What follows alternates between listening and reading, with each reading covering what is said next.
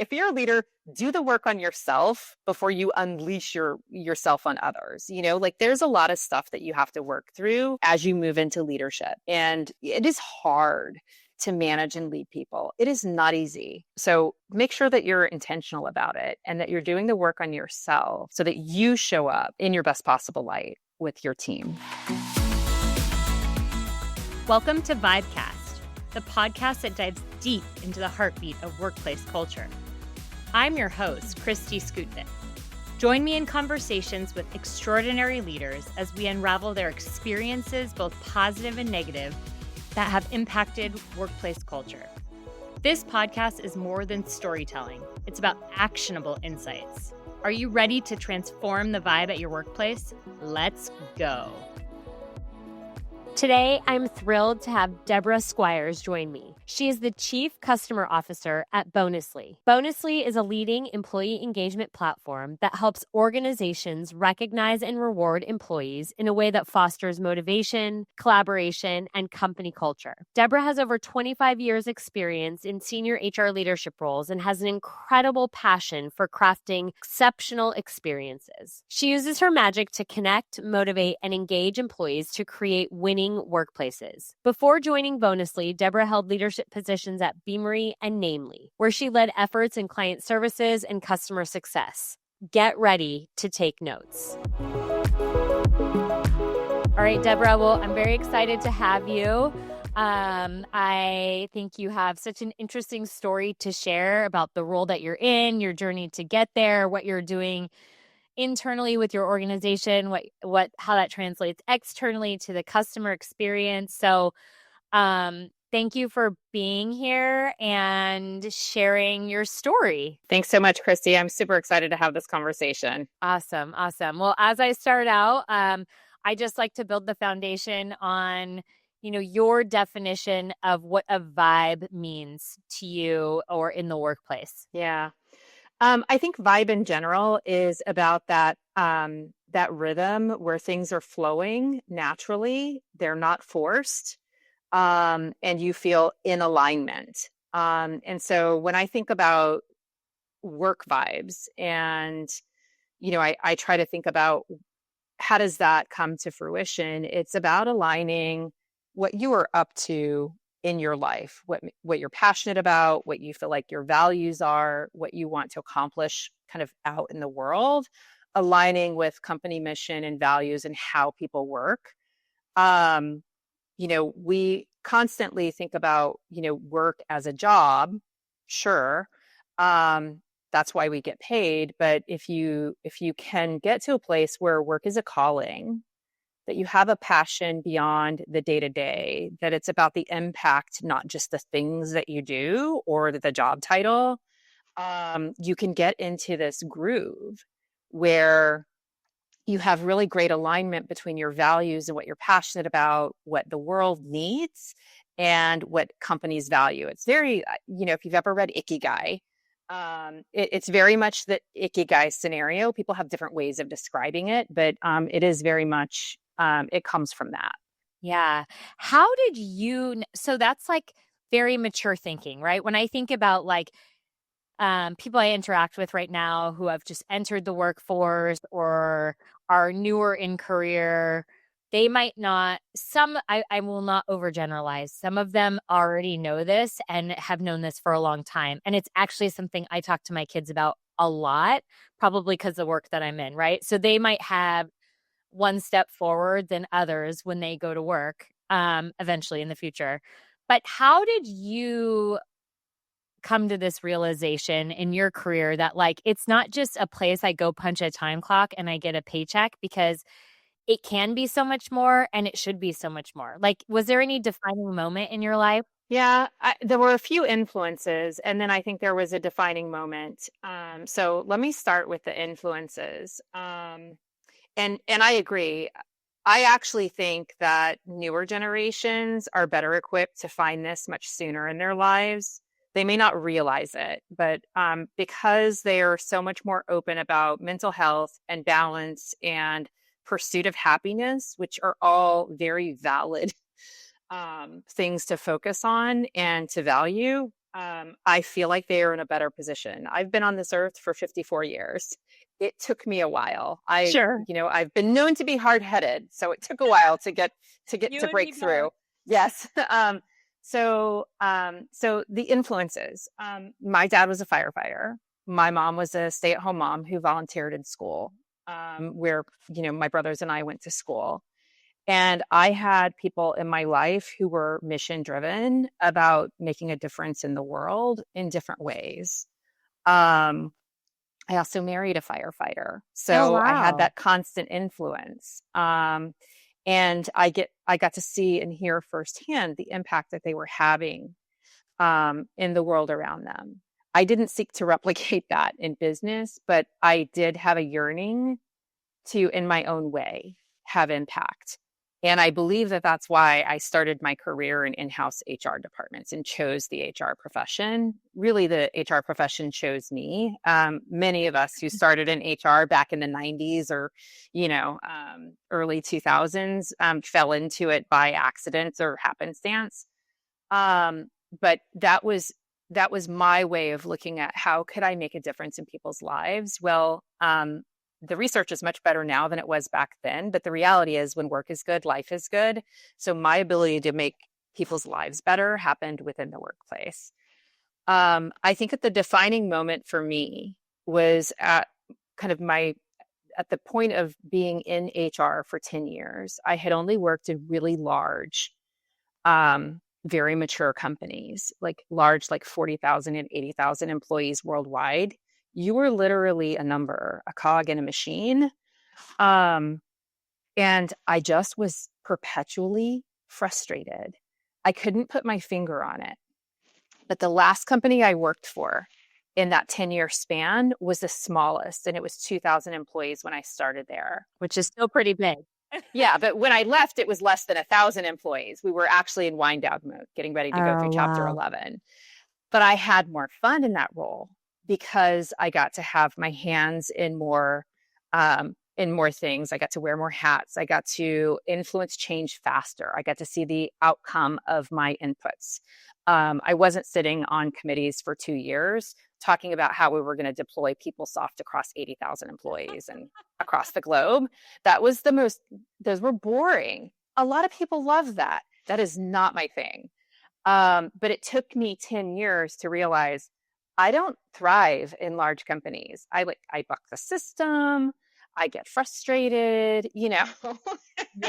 I didn't realize it at the time. And people were like, you're a change maker.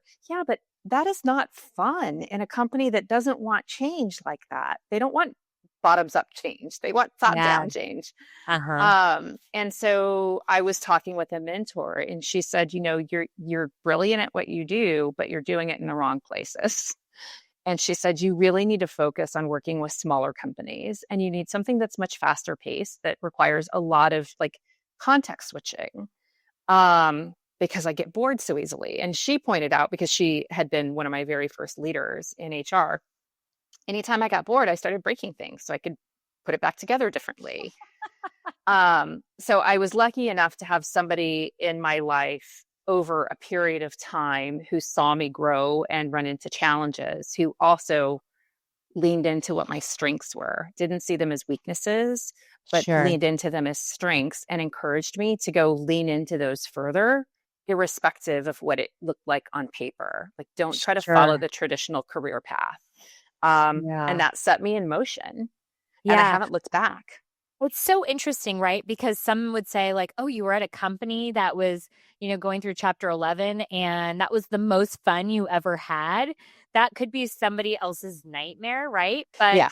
I think Well, that self-awareness as a leader and as a professional is super important because you can say, I feel you on everything that you're saying. Like, big organizations just don't fit me because I'm like a builder. I like when things are broken. I like to like get in there, ask questions, find a simple way to do it, ask why, build it and like move to the next thing. Um and yeah, I guess it's cuz I get bored easily or I like the challenge or I'm curious so I don't like when I right? Like there's yeah. certain things, But that takes a level of self-awareness or somebody from the outside.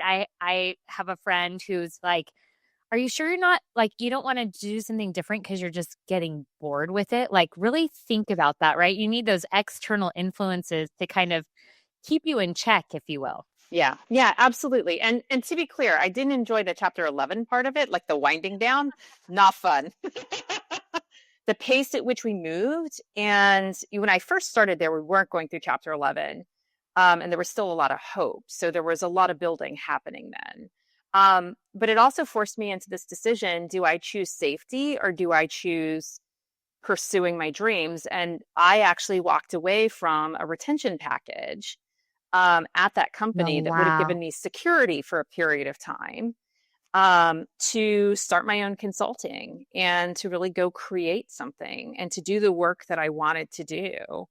And so it really, like, it was the first time that I faced one of those decisions where, based on the way I was raised, I would, you normally would take the safe route, the secure route. Now, this was like early 2000s, actually, March of 2001.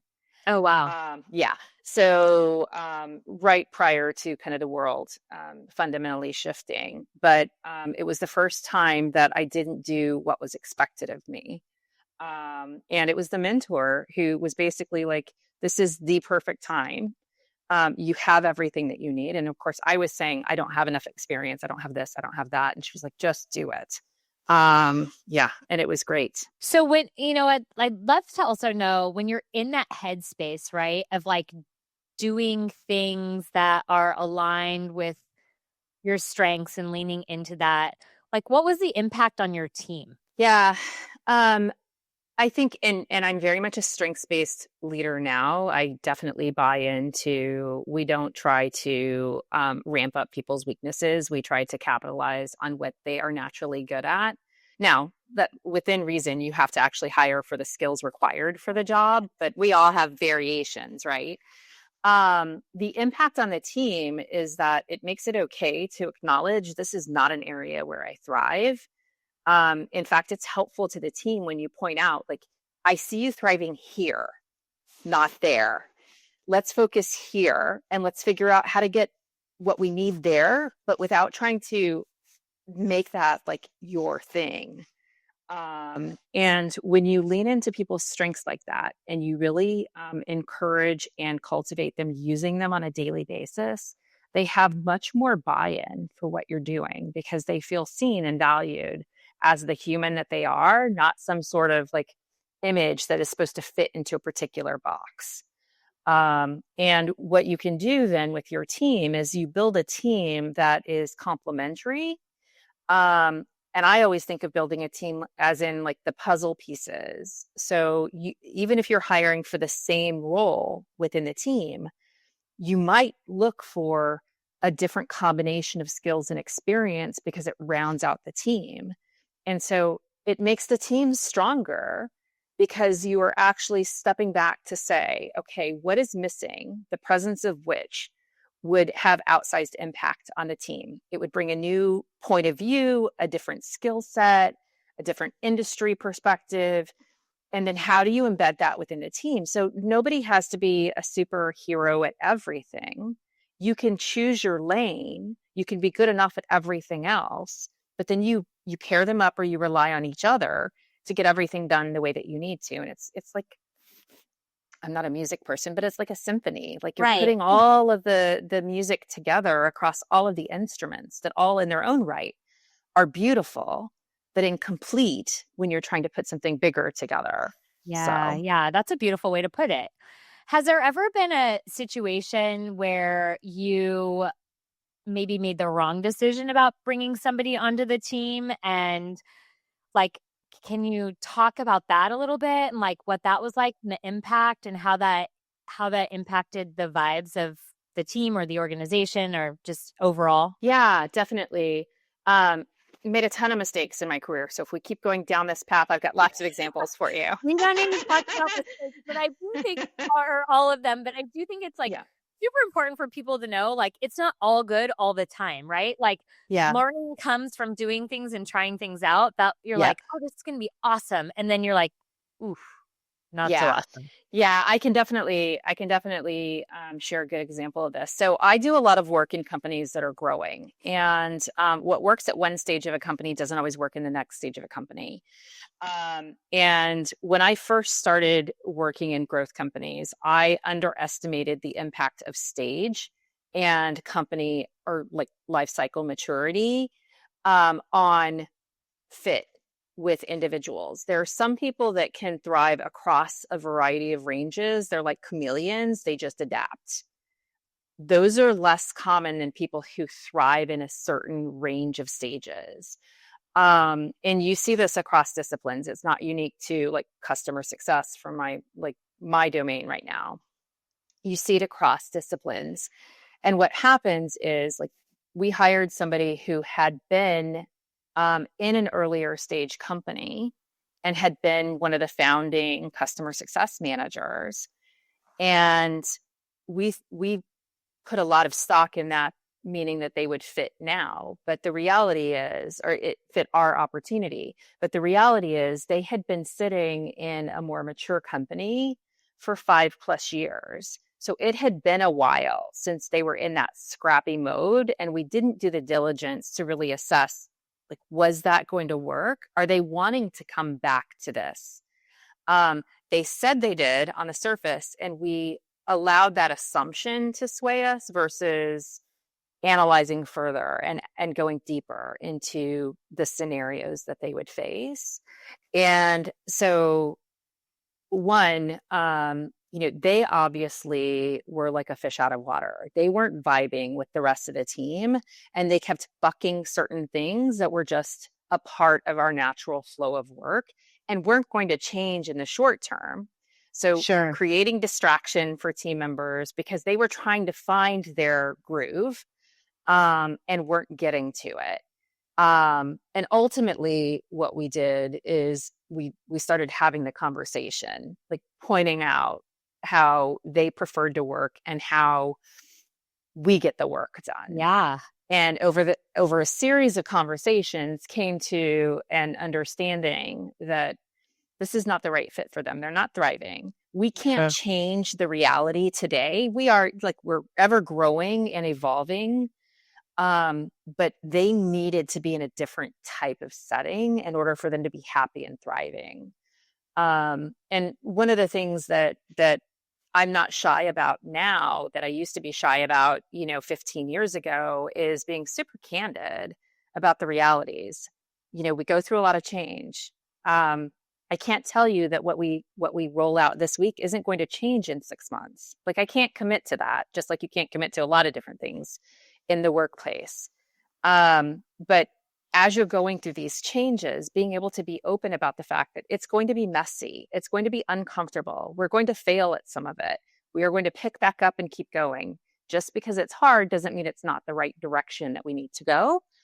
And we open the lines of communication for people to say, I am not having fun. I do not enjoy this. And while, yes, it is a job and people expect to get a paycheck, it is not about forcing people to do things that aren't naturally fun or, um, uh, of interest to them. When you try to force that, things don't go well.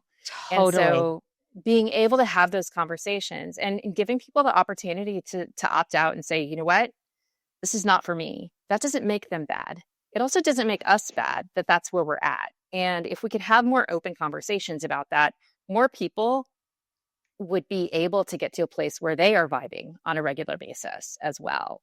But we make it this big mystery, like there's an imbalance in power in these conversations, and or we make it bad that somebody's here for 6 months and decides this is not for me. And we tend to want to shame that person, looking at their resume, they were 6 months at a particular company, or they had a gap in their job history. We've got to let go of those absolutes. There's a story behind every one of those situations. We need to make it easier for people to opt in or opt out so that we're not fighting something that we don't need to be fighting. And asking and being more curious during the interview process, right? So I think you said you've gotten more comfortable being very candid about Mm-hmm. the good, the bad, and the ugly of like what somebody might be walking into. And it's like when you go to buy something and then you bring it home and it doesn't operate like the amazing salesperson sold to you, like the experience of a vibe starts before the person even joins the organization, right? It's the minute they Exactly. see the job posting and they go to your website and they see this beautiful thing or this weird thing or this, I'm not sure what I'm looking at thing, right? I don't know. But and then they get and they experience the people in the interview process. Are they organized? Do they ask good questions? Are they digging in? Do they care about me? Are they curious? Right? Like there's a vibe that's continued. And then as they start, like, is that vibe that was created carried through within the organization Yep. so that you're like building on the story. You're not like selling a bill of goods only to walk in and like you're like, come work at Nordstrom when they get there and it's Walmart. Yeah. Yeah, exactly. Exactly. Not bad or good, just different. It is different. Yeah. And I think one of the ways that you can avoid that kind of surprise, post recruitment phase, the employee phase being a Yeah. surprise, is to intentionally incorporate the candidate getting to interview somebody in the role. So don't make it all about interviewing the candidate. They have to have equal opportunity to assess the company. So they should have an opportunity in every interview stage to ask their questions, but there should be a whole interview that is them getting a realistic job preview. And, Wow. And do you guys currently do that? I'd be yeah, so curious how that goes and what that's yeah. like.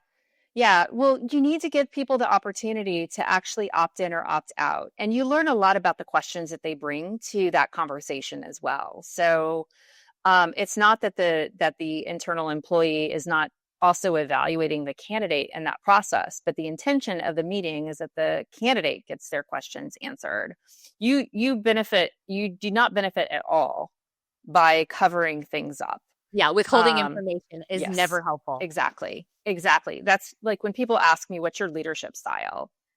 I will share my opinion, but what I'll say is you should go ask people who have worked with me in the past or who work with me now, because my perception may be close to their reality, but their perception is more valuable in this conversation, for your sake.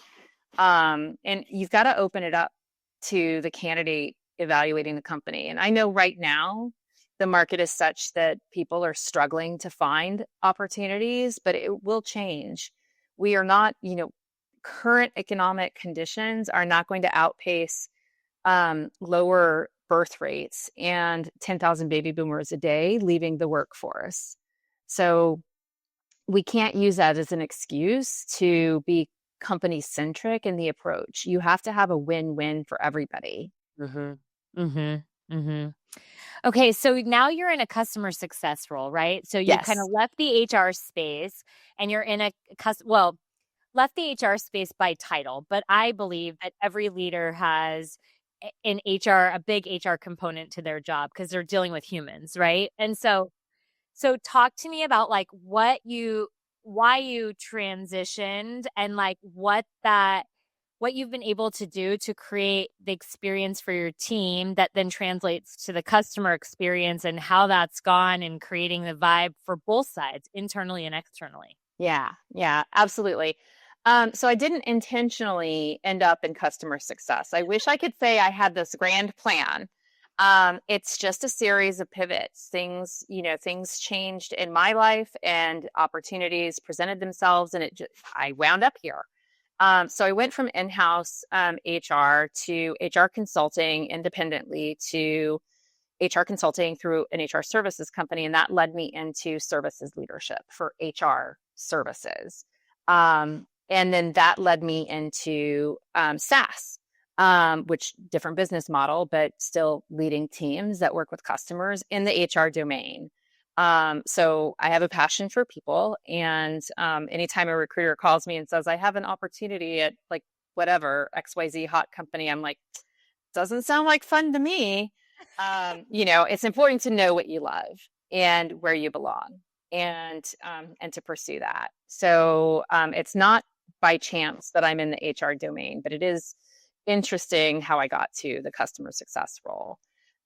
Here's the reality. My philosophy as a leader is that to enable an exceptional customer experience, you have to enable an exceptional employee experience. You can, in the short term, have impact on customer experience by starving the employee experience, but it won't be sustainable.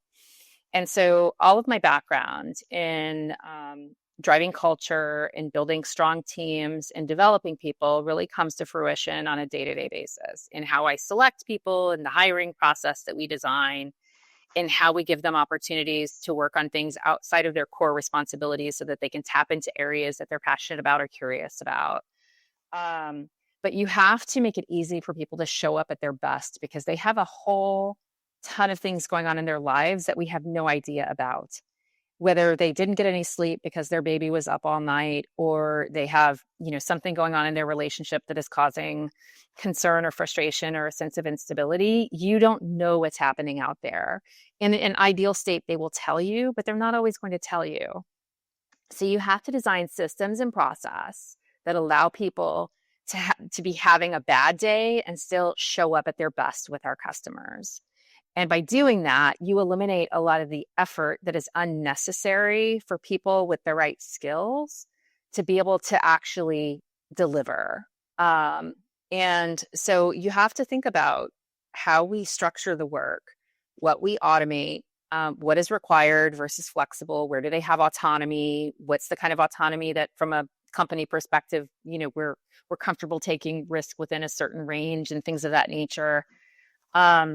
And it has to be a give and take across both employee experience and customer experience. So when I come into a team, I'm looking at who is the talent and how do we have them structured and what is their day-to-day experience. And I'm also looking at what is the customer experience and what are we seeing there and what needs to change. And then you map out a strategy that covers both, not one or the other. And HR is my closest partner in this process because it's about ensuring that people feel valued, people feel appreciated for who they are, that they have an opportunity to use their strengths on a regular basis. And if they don't, then what do we need to figure out? Like maybe they're in the wrong role. Is there another role? But you have to build it from a systemic perspective. You can't just hire a bunch of unicorns who you're not going to be able to replicate over time. I would love to think that was a solution, but that is a boutique solution. And in companies that are growing, you have to be able to scale. So you have to make it easy for people to do a great job day in and day out. So what's a practical way you've been able to do this, right? Because I think that's the $1 million question of like, because I'll talk to, in fact, I had a conversation with a leader the other day and they're like, I don't want to get too close to their personal problems. Like, I don't like, it's scary to them. They don't know what to say. Then they feel an obligation to be flexible with them. And then there's like this whole fear process that kind of happens, right? So what are some of like the practical ways that you are able to do this and still run the business without feeling like, oh, now we need to be friends and I know too much about your divorce or I know too much about whatever it is, right? Yeah.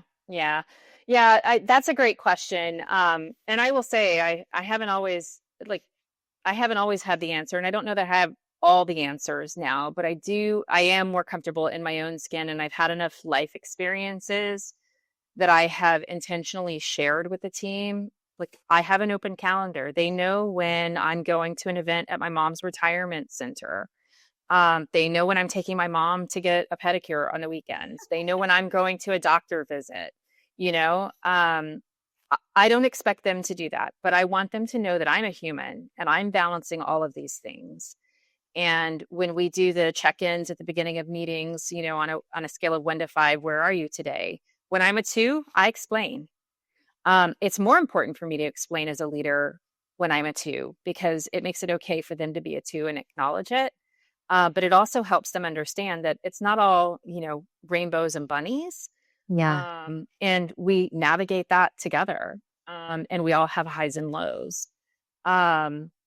When I can tell somebody is off, I don't ask questions about why they're off. I do observe it and I share the observation and just let them know that if there's something that I can help them with, whether, whatever it is, that I hope that they won't hesitate to reach out and ask. for help or guidance or flexibility or support. Um, what I find is that people tend to share more that way. Um, I have made a personal decision to just be my whole self. I want other people to feel comfortable being their whole selves, even if they don't want to share all of it. So you just have to respect their space and their boundaries, but you also have to be available to help them problem solve on the things that are getting in the way for them, whether it's you need to help them find a way to take a day off and just refresh, or you need to help them find a way to dig out of their inbox because they're just having trouble prioritizing. I wouldn't say that I have all the answers. What I would say is that I'm much more open to not having answers these days and just being in it with them. Mm-hmm. And sometimes it's just like, hey, I know you were in the ER with your husband last week. Is everything okay? Are you sure you're good to be back at work? Do you need a break just for you? Like you were intense for your husband or your child, right? And then you run right back to work. Are you sure you should be here today? Is there anything that you need? Here are the resources that are available. I ask the people team to reach out because they may not be comfortable sharing with me, but they may be comfortable sharing with the people team. I don't care who they share with if they need help, if they'll just share so that we can help. Totally. And I like that approach of like, this is what I'm observing and not feeling like interrogated. Because I know sometimes when people are going through something, it's they're not ready to share because everyone's at a different pace of sharing. And so if you go in with just all these questions, it feels like an interrogation, but your intention isn't that, right? Like Yeah, your exactly. intention of what you are trying to do is just say like, I see you. I know something's off and I'm here for you, but like you do that, like I do it too. I do it with my kids, right? Yeah. Like I just all the questions and they're like, Mom, Yeah. stop, right?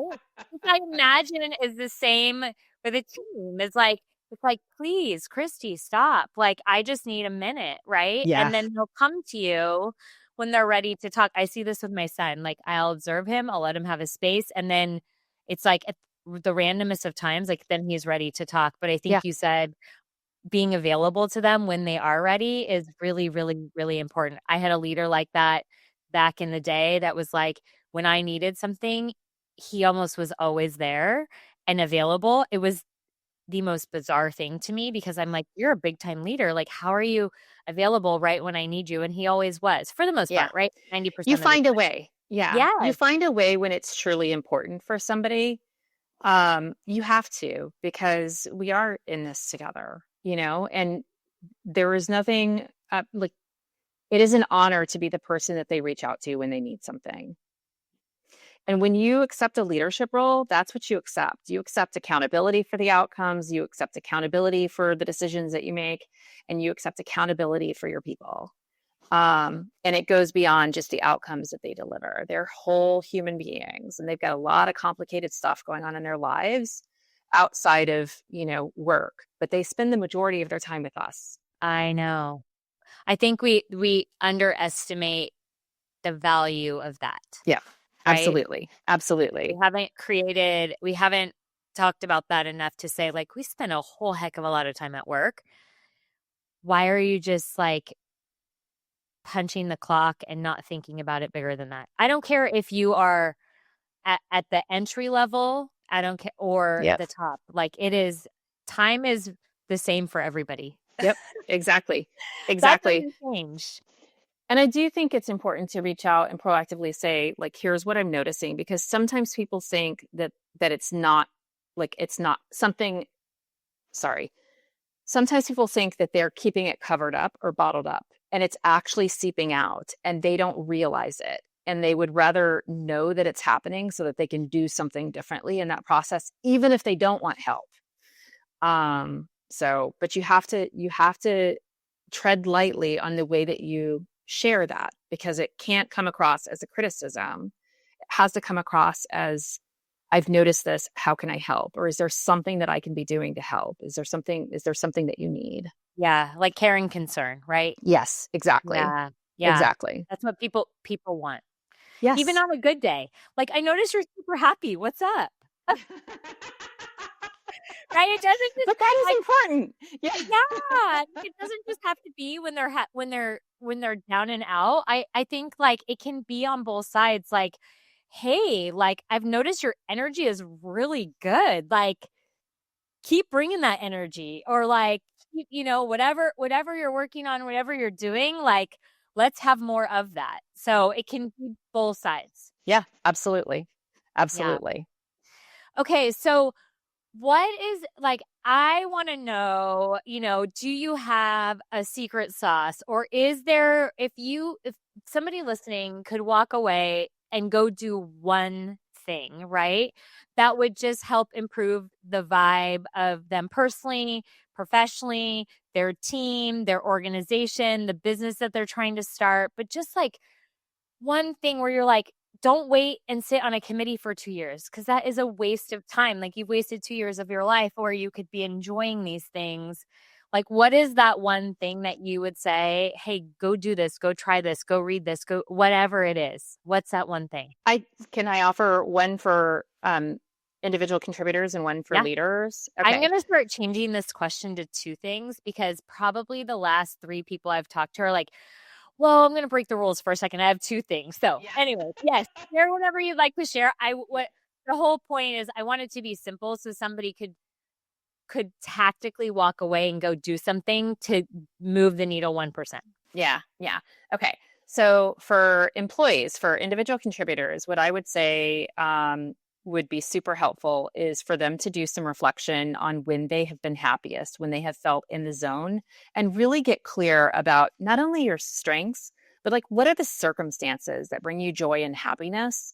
And make sure that you can articulate that, because that will help you find what's right for you, whether it's in your own workplace or where you go next. So many people are enamored by what they see that is different from where they're at versus really evaluating for themselves what makes me happy, what brings me joy, what has me thriving on a day-to-day basis. Mm-hmm. Yeah, Mm-hmm. that's the That's difference amazing. between Yeah. yeah, that's the difference between the Sunday scaries or people who are like, "Oh, I can't wait until tomorrow because we're going to do this and that and everything else on a Monday." Yeah. You know, yeah, yeah. Yeah. So find Yeah. that you deserve it. Life is too short not to be doing what you love, but it is also too damn long not to be doing what you love. Yeah. That is true, right? To dread every day or have those Sunday scaries. And those might pop in and out, right? If you're working on a big project or doing something like that. But yes, you need to be excited about something. Yep, yep. And I would say for leaders, like I struggle with one thing for leaders, but I would say I think you have to be intentional about seeing your team as whole people, about proactively catching them when they're at their best and recognizing and celebrating that. That goes miles with the individual that you do that for. But if you do it publicly, it goes miles for the whole team in conveying what you're looking for in how people show up, and that you actually recognize people's unique gifts and how they bring those to each other in the team. Yeah. And that just means like paying attention. So don't walk through life busy. Like, Yes, be busy is a present. four-letter word. I like really, really try. I find myself replacing it with other words like full or wild or like these other things. But yeah, when you're present, you're paying attention, like you can pick up on those little things that mean a lot. Yeah, yeah. It is so important for people to have a leader that notices the small things. It just demonstrates that you actually do care about them as a human. And if you don't actually care about them as a human, you probably shouldn't be in a leadership role. Yeah, maybe you need to be doing some of the self-reflection, Yes, right? exactly, exactly. Well, one of my thoughts was like, if you're a leader, do the work on yourself before you unleash yourself on others. Like there's a lot of stuff that you have to work through as you move into leadership, and it is hard to manage and lead people. It is not easy. So make sure that you're intentional about it and that you're doing the work on yourself so that you show up at your best possible, in your best possible light with your team. Yeah. Awesome. Thank you so much. I am excited to just follow along your journey because the joy that I can tell you have in what you do and the passion in what you do is really invigorating, I guess is the word that comes to mind, right? Because it's so or exciting. It's exciting to see people excited. Yeah.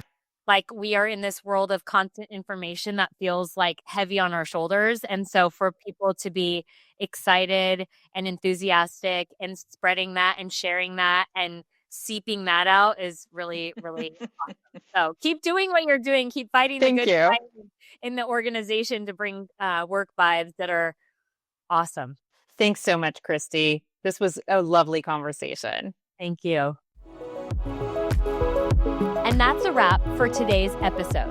We've covered some important points about the vibe in the workplace and how it all connects: alignment, flow, and the idea that work should feel like a calling, not just a job. And when it comes to open communication, it's not just about creating a positive work environment. It's about building trust and keeping the momentum flowing. A candid approach to leadership is essential to a positive employee experience. And that, my friends, leads to better retention and ultimately better service for the customers that you serve. Now, recognize your team's unique contributions, celebrate those wins, and always make space for reflection. Debra and I talked about several things, but it's really about being an intentional leader and recognizing your team as the whole person, not just as the worker that comes in for a specific task. So keep reflecting, keep communicating, keep leading with intention, and keep vibing, my friends.